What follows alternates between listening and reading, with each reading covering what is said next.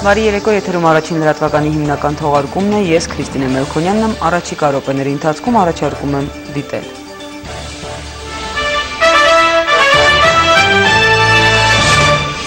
Հայ ժողովուրդն ու հայ եկեղեցին նշում են Սրբոց Վարդանանց զորավարած տոնը Սուրբ Պատարագ եւ երթ ավարայրի հերոսների հիշատակին։ Սեյսմիկ անվտանգության կանոնների իմացությունն ամրապնդելու համար 2013-ից Հայաստանում կմեկնարկի ուսումնական հատուկ ծրագիր։ Համաշխարհային բանկը $1 միլիոն կհատկացնի դպրոցների ու մանկապարտեզների ամրացման համար։ Սթրես թեստը որպես գերակայություն 2012-ին էներգետիկայի նախարարության առաջնային խնդիրներից է լինելու Հայաստանի ատոմակայանի անվտանգության ամրապնդումը։ Եվս մեկ հավաքնորդ Հայ Կոմկուսը հայտարարել է առաջիկա խորհրդարանական ընտրություններին մասնակցելու որոշման մասին, մնում է լուծել 8 միլիոն դրամ ընտրագրավի խնդիրը։ Հանուն ուժեղ Ֆրանսիայի Նիկոլա Սարկոզին պաշտոնապես հայտարարել է Ֆրանսիայի նախագահի պաշտոնը երկրորդ անգամ զբաղեցնելու մտադրության մասին։ Եվ Կոսովոյի սերբերը հրաժարվել են ճանաչել Պրիշտինայի իշխանությունը։ Կոսովոյում անցկացված հանրաքվեի արդյունքներն առաջիններից մեկը քննադատել է Սերբիայի նախագահը։ Եվրոպայի անվտանգության և համագործակցության կազմակերպության Երևանյան գրասենյակը նոր ղեկավար ունի, դեսպան Անդրեյ Սորոկինին այսօր ընդունել են նախագահ Սերժ Սարգսյանը։ Շնորհավորելով նշանակման կապակցությամբ երկրի ղեկավարն Անդրեյ Սորոկինին մաղթել է արդյունավետ աշխատանք, հույս հայտնելով, որ իր գործունեությամբ նա կնպաստի ԵԱՀԿ-ի հետ մեր երկրի համագործակցության ընդլայնմանն ու հարաբերությունների առավել ամրապնդմանը։ ԵԱՀԿ Երևանյան գրասենյակի նորանշանակ ղեկավարը վստահեցրել է, որ գրասենյակի անձնակազմի հետ միասին կշարունակի փոխգործակցությունը Հայաստանի հասարակական քաղաքական կազմակերպությունների իշխանության տարբեր կառույցների հետ, աջակցելով երկրում իրականացվող բարեփոխումներին եւ ժողովրդավարության զարգացմանը։ Հանրապետության ողջ տարածքում տեղումները վերսկսվել են, սակայն այս ձմեռը որքան էլ տեղումն առատ ռեկորդային անվանել չի կարելի։ Օդերևութաբանները վստահեցնում են, ցրտի առումով դեռևս անգերազանցելի է համարվում 2008-ի ձմեռը։ Տեղումները կդադարեն ամսի 19-ից սկսած, ջերմաստիճանը կսկսի տաքանալ փետրվարի 25-ից նախ հովտային շրջաններում։ Իսկ մինչ այդ եղանակի տաքացման պատճառով անձրևի վերածվող ձյունը գիշերային ժամերին կարող է ճանապարհների սառցակալման պատճառ դառնալ։ Տեղեկացվածությունը բանալի է, որ բացում է գրեթե բոլոր դռները, եկել է ժամանակը հարստացնելու մեր սեյսմիկ գիտելիքները և սկսելու ենք դպրոցից։ 2013-ից Երևանի դպրոցներում, նաև բուժհիմնարկներում ու պետական մարմիններում կլինեն մասնագետներ, որ կսովորեցնեն ինչ անել, ասենք, երկրաշարժի դեպքում նվազագույն վնաս կրելու համար։ Այս նախաձեռնությունն ընդամենը հանրապետության սեյսմիկ անվտանգության բարձրացման մի մասն է։ Ծրագրի ծավալուն հատվածը ներառում է հատկապես 5 կառույցների ամրացումը։ Չի բացառվում, որ վերագործարկվի Գառնիի ստորգետնյա սեյսմիկ կայանը, համենայն դեպս նման առաջարկ հնչել է։ Ինչպես գործել ուժեղ երկրաշարժերի ժամանակ, ինչ վարք ու կանոն դրսևորել։ 2013-ից Երևանի դպրոցներում, հիվանդանոցներում, պետական եւ տեղական կառավարման մարմիններում մեկնարկում է փորձնական ուսուցման ծրագիրը։ Քաղաքացիների սեյսմիկ գիտելիքները հարստացնելու համար կառավարությունը 2 տարում 39 միլիոն դրամ է ծախսելու։ Միայն անցյալ տարի Հայաստանում գրանցվել է 3 բալից բարձր ուժգնությամբ 15 երկրաշարժ, այս տարի 3-ը։ Արտակարգ իրավիճակների նախարարն առաջարկում է վերականգնել տարածաշրջանում միակ Գառնիի ստորգետնյա սեյսմիկ կայանը։ Դեֆորմոգրաֆը տեղադրվել է մոտավորապես 20-30 տարի առաջ եւ 20 տարի է այնտեղ փակ վիճակում է գտնվում եւ ես խնդրեցի, որ դա հատկացնեն Հայաստանի Հանրապետության արտակարգ իրավիճակների սեյսմիկ ծառայությանը, որ այնտեղ մենք կարողանանք աշխատանքներ տանենք, որովհետեւ դեֆորմոգրաֆը ցույց է տալիս դեֆորմացիան, երկրի դեֆորմացիան, այսինքն կեղևի դեֆորմացիան։ Սեյսմիկ անվտանգության առումով ինչ վիճակում է քաղաքաշինության բնագավառը, ոլորտը ղեկավարող նախարարից հետաքրքրվեց վարչապետ Սարգսյանը։ Վարդան Վարդանյանի խոսքով վերամշակվել ու լրամշակվել են շինարարության նորմերը, մտցվել են 2 տասնյակ փոփոխություններ։ Հաշվի առնելով հանրապետության, հատկապես Երևան քաղաքի հողային սուղ պաշարները վերանայվել են բնակելի հասարակական եւ արտադրական շենքերի սահմանային հարկայնությունները։ Երևանում եւ մարզերում արդեն կա այն շինությունների հաստատված ցանկը, որոնք պետք է ամրացնել։ Խնդիրը Տիգրան Սարգսյանի հարկավոր է լուծել մասնավորի հետ համատեղ։ Առաջարկվող նոր տեխնոլոգիաները ենթադրում են, որ կարող է լինի մասնավոր հատվածի հետաքրքրությունը, շահագրգռվածությունը ներդրումներ անել եւ այդ նոր կոնստրուկցիաները, որոնք սեյսմոկայունություն են ապահովում գոյություն ունեցող շենքերի։ Մենք դա պետք է հիմա լայնածավալ տարածենք։ Արդյոք բնակիչների շահագրգռվածությունը կա մասնակցելու ամրապնդման աշխատանքներին, կպարզի ու կառավարությանը կներկայացնի Երևանի քաղաքապետարանը։ Համաշխարհային բանկն է $1 միլիոն դրամաշնորհ տրամադրելու մանկապարտեզների ու դպրոցների սեյսմիկ անվտանգությունը բարձրացնելու համար։ Փոփոխություններ եւ լրացումներ են կատարվել քրեակատարողական օրենսգրքում։ Անչափահաս դատապարտյալը, երբ 18 տարի լրանա, չի տեղափոխվի չափահասների քրեակատարողական հիմնարկ։ Անչափահասների ու չափահասների ազատազրկման վայրերը միմյանցից տարբերվում են կառուցվածքով, կենցաղով, բացի այդ Հրայր Թովմասյանը շեշտում է, խնդիրը նաեւ հոգեբանական է, ընկճվածություն կարող է առաջանալ։ Անձը երեխա է եղել, որ այդ հանցագործությունը կատարել է եւ տեղափոխվելուց հետո ինքը հայտնվում է մի տարածքում, որտեղ 40-50 տարեկան մարդիկ են այլ մտածողությամբ, այլ հոգեբանությամբ, այլ անցյալով եւ այլն։ Եվ այս դեպքում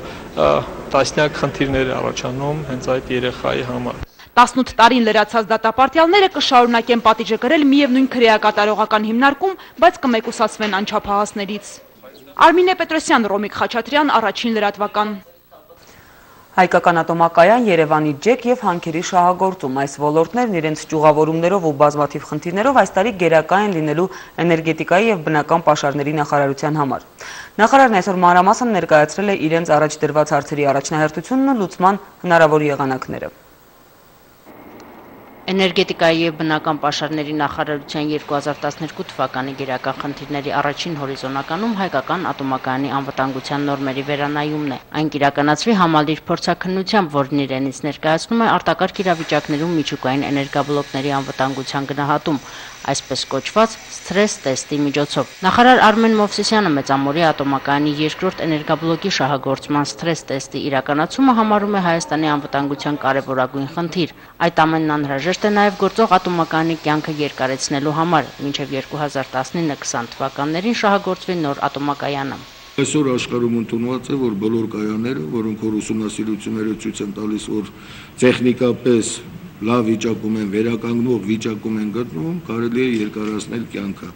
Նման այդ դեպքում մենք կփորձենք մոտ 10 տարի մեր կայանի կյանքը երկարացնել, համապատասխան ներդրումներ անելով, համապատասխան ուսումնասիրություններ կատարելով, մինչև նոր բլոկը կառուցենք, կավարտենք։ Ոլորտի գերակայություններից է նաև Երևանի ջեկը, որը բարոյապես ու ֆիզիկապես մաշված է եւ խոչընդոտում է տնտեսապես արդյունավետ շահագործել կառույցը։ Արդեն 2 տարի է շահագործվում է համակցված ցիկլով նոր կայանը, իսկ ջերմաէլեկտրակայանի հին բազան կշահագործվի Արցախի ածուխով։ Այս տարվա ընթացքում Երևանի ջեկը կաշխատի ջրածխային եղանակով։ Այս տարի մեր գերակա խնդիրն է, որպեսզի կարողանանք Երևանի տեցում այս նոր տեխնոլոգիայով արտադրություն էլեկտրոէներգիայի կազմակերպել այնտեղ, այսինքն Ղարաբաղից արդյունանված ածուխը տեղափոխել մինչև Երևանի ջերմային կայան եւ այնտեղ այդ ածխի հիմքի վրա պատրաստել ջուրածխային վառելիք, որը օգտագործել որպես էներգակիր ջերմային կայանում եւ ստանալ էլեկտրոէներգիա։ 2012 թվականին կուսումնասիրվի միջազգային փորձը հանքավայրերի շահագործման ոլորտում։ Փորձ կարվի կարգավորել նաև ընդերքի ոլորտում հողօգտագործման խնդիրը, ինչը Արմեն Մովսիսյանի գնահատմամբ տարիներ շարունակ ընթացել է լուրջ խախտումներով։ Վիճակագրական միջազգային չափորոշիչների ներդրմամբ կհամապատասխանեցվի նաև Հայաստանի էներգետիկ հաշվեկշիռը։ Նախարարն անդրադարձավ նաև Նայրիտի շահագործմանը, տեղեկացնելով, որ դրա ճակատագրով հետաքրքրված է մի քանի ընկերություն, որոնք ուսումնասիրել են գործարանի ներդրումային ծրագիրը, ինչն ավելի է մեծացրել հետաքրքրությունը։ Եկող շաբաթ կստորագրվի համաձայնագիր եւ ծրագիրը կներկայացվի անկախ փորձաքննության։ Արդյունքներն ունենալուց հետո միայն հաղթող ընկերությանը կվստահվի Նայրիտի հետագա ճակատագիրը։ Լիանա Կարապետյան, Էդգար Դավթյան, Առաջին լրատվական։ Հայ եկեղեցին ու հայ ժողովուրդն այսօր նշում են Սրբոց Վարդանանց զորավարած տոնը։ 449-ից 451 թվականներին տեղի ունեցած Վարդանանց պատերազմն ու ավարայրի ճակատամարտը մեր մեծ պատմության ընդամենը մեկ դրվագը չէ, այլ մեր ինքնության, հավերժության ամենակարևոր գրավականներից մեկը։ Ինչպես նշել է Սուրբ Էջմիածնի մայր տաճարում մատուցված Սուրբ Պատարագի պատարագիչը, ավարայրի ճակատամարտը զուտ պատմական փաստ չէ, որով հպարտանում է, այլ շարունակվող իրադարձություն։ Մարդկության պատմությանը հայտնի են իրադարձություններ, որոնք հեղաշրջող նշանակություն են ունենում ազգերի կյանքում, հարստացնում են նրանց ինքնությունը եւ անմահացնում անունը։ Այս ձեռքբերումներով են ազգերը ներկայանում աշխարհին, դրանք են գաղափար տալիս մարդկությանը նրանց կարողության, դավանած արժեքների եւ նպատակների մասին։ Վարդանանց հերոսամարտը այսպիսի մի կերտող նշանակություն է ունեցել մեր ազգային ինքնության համար, մաքարման նոր հուներ բացելով պատմության անդաստանում։ Ավարայրը հավաստել է հայ ժողովրդի կապվածությունը քրիստոնեական հավատի արժեքներին, հզորացրել մեր ազգային ինքնության զգացումը, առնականացրել մեր ազգային դիմագիծը։ Վարդանանց պատերազմի պատմական ազդեցությունն այնքան բազմաշերտ է, որ յուրաքանչյուր դարաշրջան կարողացել է յուրովի օգտվել այդ փորձառությունից։ Սա վկայում է այն մասին, որ Վարդանանց շարժումը չի կարող կապվել պատմական որոշակի շրջանի հետ, այն գերպատմական իրադարձություն է, որը մշտապես ուղեկցում է մեզ, մեր լինելիության արմատին են կապված նրա ընձյուղները։ Վարդանանց հանճարը մեզ սովորեցրեց հավատալ դարերով փայփայած համազգային մեր երազին, դարձնել այն նպատակ, ապրել ու պայքարել հանուն դրա։ Դարերով մարտի գնացող հայ հրամանատարներն ու մարտիկները կարևոր ճակատամարտերից առաջ երդվում էին Վարդան սպարապետի սրի վրա, մի պատմական հերոսի, որն անմահացրեց ոչ միայն իրեն, այլև իր ժողովրդին։ 428 թվին, երբ Արշակունյաց թագավորությունն այլևս չկար, իսկ Հայաստանի պարսկական տիրապետության անցած մասը դարձել էր մարզպանություն, մարզպան վասակցությունին Պարսից թագավոր Հասկերտի հրամանով տերության սահմաններում բնակվողներին պարտադրում է ընդունել զրադաշտական կրոնը։ Արքայի աստվածորատության այս հրամանը սակայն ոչ միայն մերժվում, այլև ոտքի է հանում հայ նախարարներին ու ռամիկներին, հոգևորականներին ու կանանց։ 451 թվին Ավարայրում տեղի ունեցած ճակատամարտը վճռեց հայության ինքնության պահպանման հարցը։ Այն ցույց տվեց, որ հայ ժողովուրդը պատրաստական է պայքարել իր անկախության, իր ազատության, իր մշակույթի, իր լեզվի, իր կրոնի համար։ Այդ վճռականությունը, այդ կամքը խոսում է մի բանի մասին, որ մեր ժողովուրդը ունակ է պայքարելու սեփական ազատության համար։ Վարդանանց կռվից թեև անցել է ավելի քան 15 դար, բայց նրանց կերտած պատմությունը եւ թե հենց իրենք պատմություն կերտած հերոսները չեն մոռացվում։ Ավարայրի հերոսական էջերը հերթական անգամ թերթելու նպատակով Գևորգյան հոգևոր ճեմարանում էին հավաքվել հայ մտավորականներն ու հոգևորականները ոգեկոչելու Վարդանանց քաջերին։ Նրանք մեկ անգամ եւս փաստեցին ակնհայտ ճշմարտությունը, թե մեր հավատարմությունը Քրիստոսի վարդապետությանն ու ազգային եկեղեցուն Վարդանանց քաջերի պայքարի շնորհիվ էր, իսկ քաջերի ոգին մեր գոյության եւ հաղթանակների երաշխավորը։ Վարդանանց այս ամենամեծ դասը իրականություն դարձավ դարավերջին, երբ մենք ազդագրեցինք Արցախյան հողը, եւ հենց պատահական չի Վարդանանց ոգեկոչումով, հենց նահատակների Սուրբ Հոգով, նրանց նվիրական իղձերի ու նպատակների կատարման նպատակադրումով մեր ժողովուրդը հանդես եկավ կուր միասնությամբ եւ տարավ փայլուն հաղթանակ։ Վարդանանց ճակատամարտին անմասն չէին նաեւ հոգևորականները, որոնք նույնպես հավատքի եւ հայրենիքի պաշտպանության իրենց կռիվն էին տալիս։ Նախնիների օրինակով հայ հոգևորականն այսօր էլ մարտի դաշտը չի լքում։ Այսօր ինչպես եւ միշտ հայ հոգևորականը իր հոգում կրելով սերը առ հայրենին եւ առ առաքելական Սուրբ Եկեղեցին եւ առ Տերը մեր Հիսուս Քրիստոս շարունակում է իր ծառայությունը ազգին եւ հայրենիքին։ Բոլոր դժվարությունների մեջ առաջնորդելով մեր ժողովրդին Վարդանանց արիվոքով։ Ավարայրից հետո հայոց եկեղեցին սրբացրեց Վարդանին ու հայ նահատակներին։ Այդ օրից ի վեր մեր պատմական դասը հայրենիքի ազատագրության վեհ նպատակը դարձավ։ Հայրենիքի, հայ եկեղեցու եւ քրիստոնեական հավատքի պահպանման համար նաեւ Սարդարաբադ, իսկ ավելի ուշ Արցախյան գոյամարտ ունեցանք։ Հանուն հավատքի, հանուն երկրի հայ երիտասարդը կպայքարի միջև վերջ։ Այդ գենը, այդ ոգին մնացել է, էլի երիտասարդի մեջ։ Հոգևորականը մշտապես զինվոր է, քանի որ վստահված է հոտի, սրբազան հոտի պահպանությունը Քրիստոսի եւ ըստ այդմ իբրև հովիվ նա պատրաստակամություն է հայտնում պաշտպանելու այդ հոտը ցանկացած թշնամուց։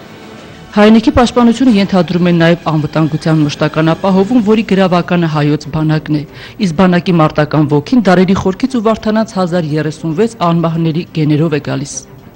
Հայկուշ Ասլանյան, Գևորգ Անտոնյան, Առաջին լրատվական։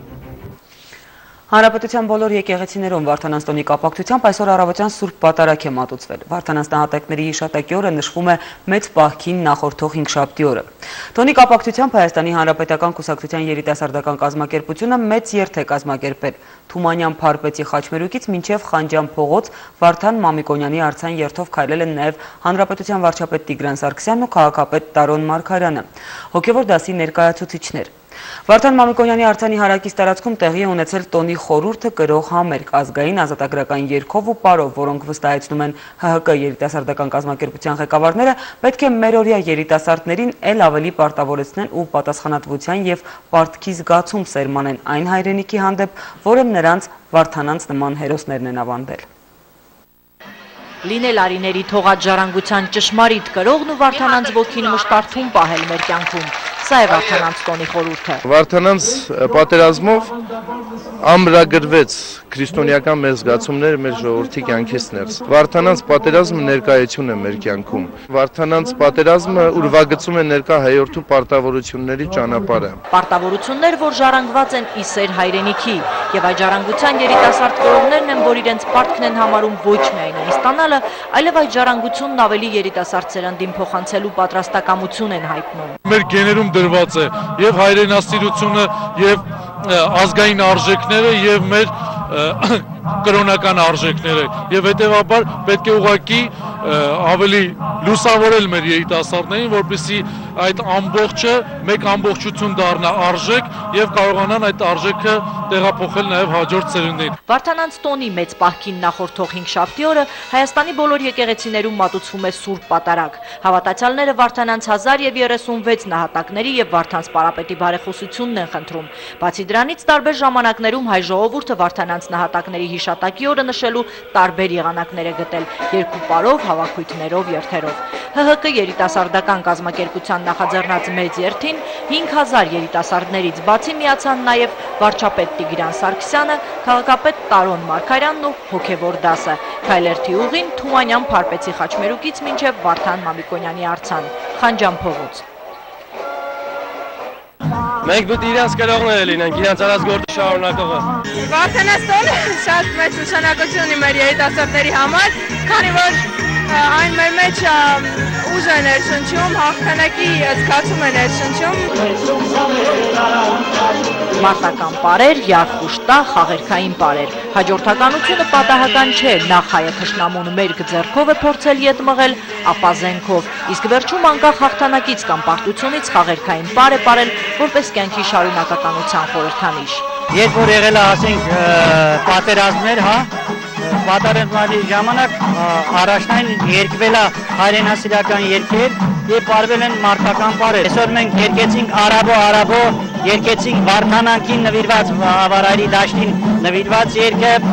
երկեցինք վերջում տղեկ զրացան, որ միշտ պատրաստ լինենք, արթուն լինենք, որպես քրիստոնյա, որպեսի չարը չանցնի մեր երկրում։ Ավարայրի ճակատամարտը հայ ժողովրդի համար միայն բարոյական հաղթանակ չէր։ Հայի ինքնությունն է պահպանվել այդ ճակատամարտի շնորհիվ։ Ավարայրն այն ճակատամարտն է, որի նպատակը 1.5 հազարամյակ անց Գարեգին Նժդեհն այսպես պետք է բանաձևեր։ Պետք է ապրել այն բանի համար, որի համար արժե մեռնել, եւ մեռնել այն բանի համար, որի համար արժե ապրել։ Ռուզաննա Վարդերեսյան, Ռոմիկ Խաչատրյան, Տիգրան Բաբայան, Առաջին լրատվական։ Մայրաթոր Սուրբ Էջմիածնում ամենայն հայոց կաթողիկոսի նախագահությամբ եւ թեմակալ առաջնորդների մասնակցությամբ 3 տեղի ունեցել Սուրբ Ղևոնդյանց քահանայից տոնի արդիվ գումարվող քահանայից ավանդական հավաքը։ Քահանայից ժողովին մասնակցել են 230 եկեղեցականներ, քննարկման թեման էր քահանան եկեղեցական սոցիալական աշխատանքի հիմնական դերակատար։ Զեկույցներին հաջորդած քննարկումներից հետո ժողովն ընդունել է հայտարարություն։ Հայ եկեղեցու սպասավորները կարևորել են Սուրբ Ղևոնդյաց քահանայից տոնը որպես հրավեր ուխտի նորոգման, առավել զորացնելու իրենց հոգևոր առաքելությունը մեր ժողովրդի կյանքում։ Տոնի առիթով ամենայն հայոց կաթողիկոսը ծաղկյա փիլոն եւ լանջախաչ կրելու իրավունք է շնորհել մի խումբ հոգևորականների։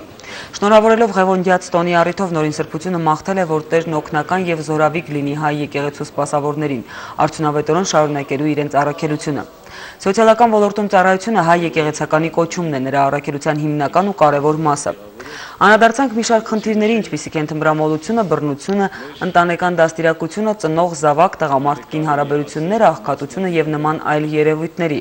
Հայ եկեղեցականի կոչումն է պայքարել այնպիսի երևույթների դեմ, որոնք մեղք են ծնում, իսկ միջոցը բնականաբար ավետարանի խոսքն է։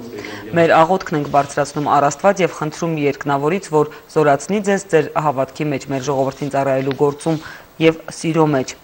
Մաղթել է Նորին Սրբությունը ժողովի ամփոփումից հետո Մայր տաճարում հոգևոր դասը մասնակցել է երեկոյան ժամերկության եւ Սուրբ Վարդանանց տոնի նախատոնակին։ Մենք այս առիթով նաեւ մեր հորդորն ու պատգամն ենք բերում մեր եկեղեցականներին, որպեսզի նվիրյալ կերպով շարունակեն իրենց ծառայությունը, նպաստեն մեր ժողովրդի հոգևոր բարոյական կյանքի շինության գործին։ Նաև մեր աղոթքն ենք առ Աստված բարձրացնում, հայցելով, որ Տերը իր օրհնյալ զորավոր աչքը հովանի դարձնի մեր հայրենիքի եւ մեր հավատավոր զավակների վրա՝ ի Հայաստան, Արցախ եւ Իսփյուռս։ Հայկական բանակի 20-ամյա Հոբելյանին նվիրված միջոցառումները շարունակվում են, այս անգամ տոնակատարության վայրը Վաշինգտոնն էր, որտեղ Հայաստանի դեսպանատանը կրկին շնորհավորանքներ են հնչել։ Ընդ որում այս անգամ արդեն ավանդական դարձած միջոցառումն աչքի է ընկել ուսադիրների բազմազանությամբ։ Հայկական բանակի Հոբելյանը շնորհավորել են Միացյալ Նահանգներում դիվանագիտական ներկայացուցչություններ ունեցող տասնյակ պետությունների դեսպանությունների ռազմական կցորդներ։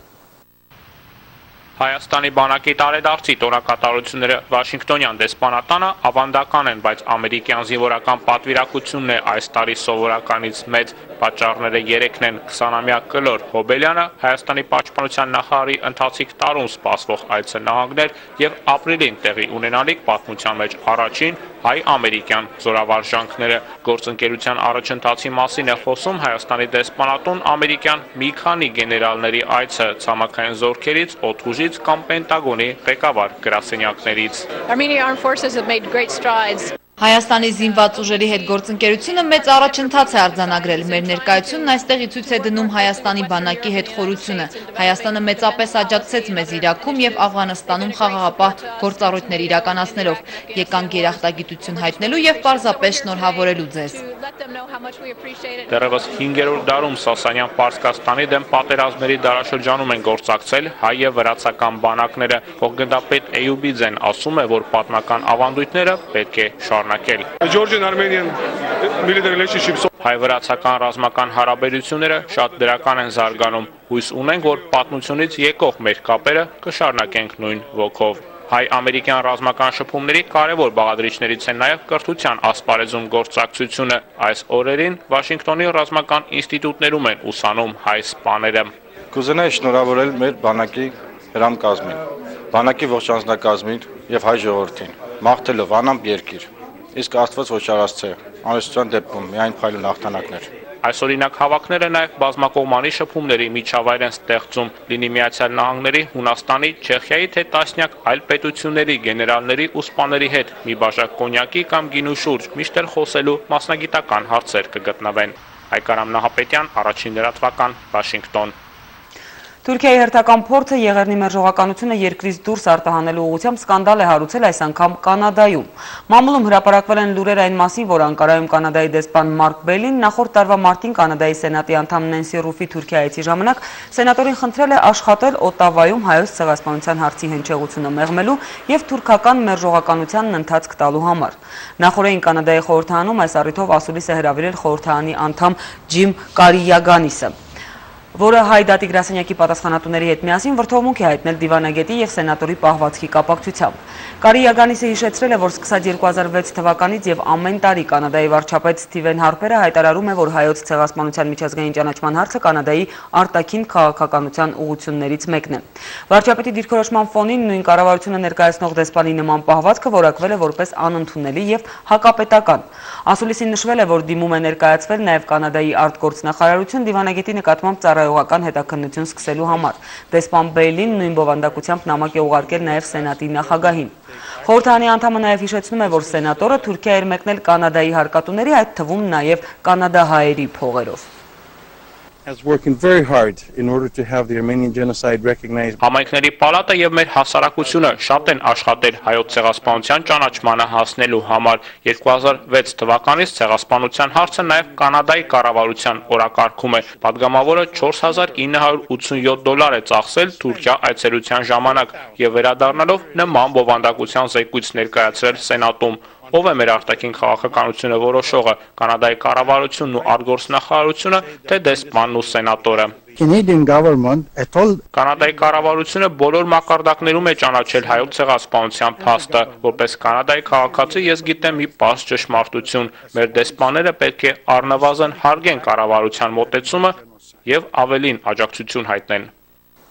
Հունաստանում տպագրվող Հայաստան շաբաթաթերթը հրապարակել է հարցազրույց Արցախի նախագահ Բակո Սահակյանի հետ, որում Լեռնային Ղարաբաղի Հանրապետության նախագահն ի թիվս այլ հարցերի անդրադարձել է Իրան-Արևմուտք բարդ հարաբերությունների ֆոնին Ադրբեջանի հնարավոր ակտիվացմանն ու ԼՂՀ խնդրի կարգավորման հարցում փոխզիջումների թեմային։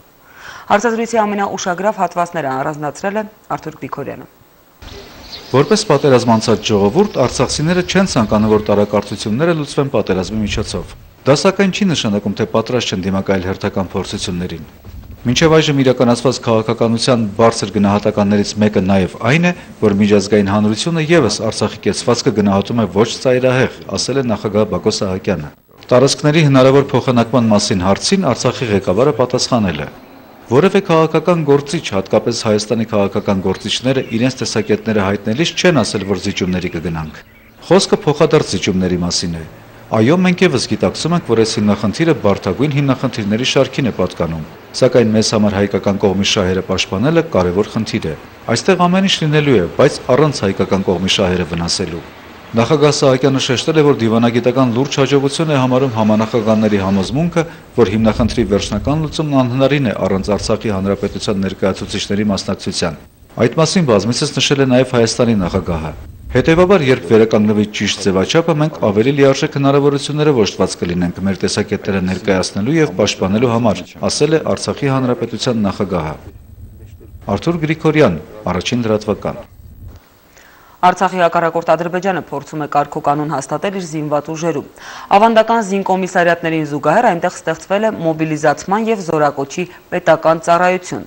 Իշխող Յենի Ադրբեջան կուսակցության կարկառուն դեպքերից Սիավուշ Նովրուզովը պարզաբանել է, որ ծառայությունը հայտնաբերելով զինծառայության համար պիտանի անձանց նրանց կուղի ռազմական կառույցներ։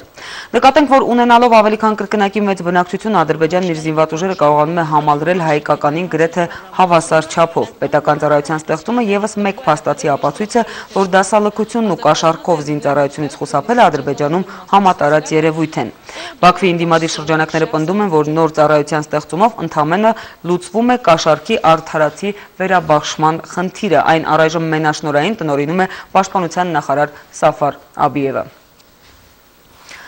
Վերադառնանք մեր խնդիրներին, ինչ դեր ունի քաղաքացիական հասարակությունը եւ դատախազությունը կոռուպցիայի դեմ պայքարում։ Կոռուպցիոն հանցագործությունների բնորոշումն ու դրանց համար պատասխանատվություն սահմանող միջազգային փաստաթղթերը նշված թեմաներով քննարկմանը ներկայացրել են երիտասարդ իրավաբաններն ու ուսանողները։ Իրավական ոլորտի ներկա ու ապագա մասնագետները նաեւ պրակտիկ խնդիրներ են առաջ քաշել, նախանշելով լուծման ուղիները։ Քննարկման իրատեսական ու նաեւ լիրիկական հատվածները Աննա Մարտիկյանի տեսանյութում։ 2011 թվականին Շիրակի մարզի տարածքում արձանագրվել է կոռուպցիոն բնույթի հանցագործությունների 27 դեպք, որից 2-ը պաշտոնական անձանց կողմից կաշառք ստանալու դեպք, 4-ը պաշտոնական կեղծիք, 3-ը պաշտոնական դիրքի չարաշահում եւ նմանատիպ հանցագործություններ։ Տարվա ամենաղմկահարույց ու խոշոր կոռուպցիոն բացահայտում է Էնրիկո Մատեի անվան հիվանդանոցում էր ամենազավեշտալին։ Կաշառքը տրվել է իր տղային աշխատանքի ընդունելու համար միջնորդավորված անձի կողմից, տղան աշխատանքի ընդունվել է, սակայն զուտ մարդկային սկզբունքներով։ Մերօրյա խաչագողերից ու քավոր պետրոսներից հեռու մնալու համար չարիքի դեմ պայքարեն կազգովի կամ պաշտոնական ձևակերպմամբ Հայաստանի Հանրապետության դատախազությունը եւ քաղաքացիական հասարակության ինստիտուտները կոռուպցիայի դեմ պայքարում թեմայով կազմակերպված հանդիպմանը դատախազության աշխատակիցները երիտասարդ իրավաբաններին ու ուսանողներին նախ ներկայացրին կոռուպցիոն հանցագործությունների բնորոշումն ու դրանց համար պատասխանատվություն սահմանող միջազգային փաստաթղթերը, քննարկվեցին նաեւ պրակտիկայում առկա խնդիրներն ու դրանց լուծման ուղիները։ Երիտասարդ իրավաբանին հետաքրքրում էր, օրինակ, երբ Վրաստանի սահմանն է անցել, նրան զգուշացրել են, հանկարծ խախտում չանեք ու կաշառք չառաջարկեք ոստիկաններին, ինչ է նրանց մոտ հակակոռուպցիոն ծրագրի մեխանիզմն ավելի լավ է աշխատում։ Ցավոք սրտի, Հայաստանի Հանրապետության յուրաքանչյուր քաղաքացի, երբ որ դուրս է գալիս Հայաստանի սահմաններից, ինքը ավելի շատ օրինապաշտ է դառնում, քան իր հայրենիքում։ Նույն բանը ինքը կարող է կիրառել նաև հենց իր հայրենիքում։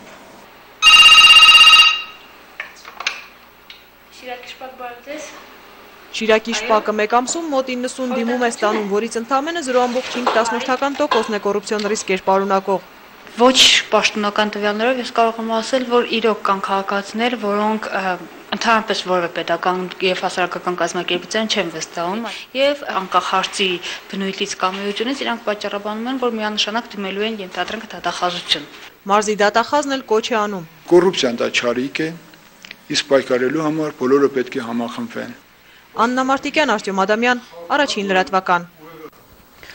Աբովյան փողոցից հանված տաղավարները տեղափոխվել են Մաշտոցի Պողոտայի Եզնիկ Կողբացի հատված, ինչի դեմ սկսել են պայքարել որոշ հասարակական ակտիվիստներ։ Այսօր առավոտյան Երևանի քաղաքապետը հանդիպել է նախաձեռնության ներկայացուցիչների հետ, ովքեր բողոքում էին այդ հատվածում տաղավարների ժամանակավոր տեղադրման դեմ։ Տարոն Մարգարյանը նրանց եւս մեկ անգամ վստահեցրել է, որ կանաչ գոտիներում որևէ շինարարություն չի իրականացվի, իսկ սկսված գործընթացը օրինական է։